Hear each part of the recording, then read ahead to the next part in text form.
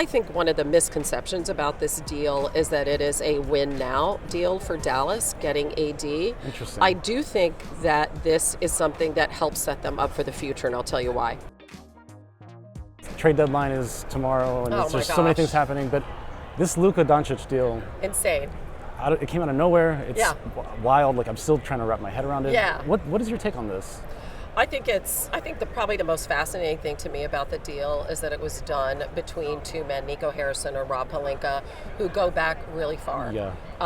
And you think about the way business was done, back in the old days, and that it still is. It's about personal relationships. There was obviously a deep level of communication and trust between those two that they were able to do this, to pull it off without anyone knowing, and to do something that they felt was right for each franchise. Nico Harrison built this team around Luka. Right. They got to the finals. All right, he came in and he completely changed the dynamic and everything about the Dallas Mavericks. But had he kept Luka and signed Luka to a supermax deal, all right, let's say this iteration of Dallas doesn't get back to the finals or doesn't. You still need, in a couple of years beyond AD, right, you're still going to need the flexibility to keep building a championship team, a team where you're not hamstrung by a supermax deal. Yeah. And so I think that this was a long-term play in a lot of ways, and that a lot of it had to do with, you look at other franchises who have tied their futures to players who aren't healthy.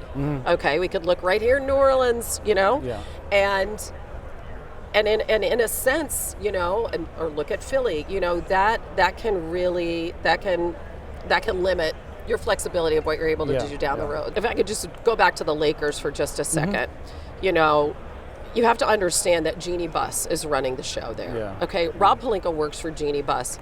Jeannie Buss's dad, Dr. Buss, set the standard for the Lakers. This was about the purple and gold. This isn't just bringing superstars into town so we can sell tickets and fill up the arena.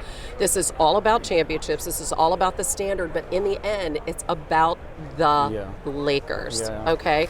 And so what we saw this weekend was the continuation of that mindset, right? So we love LeBron. We are enabling LeBron to play with his son, which was his dream. But this is about what's good for the franchise, not what's good for the individual. And I think that's, been the Laker way. Yeah.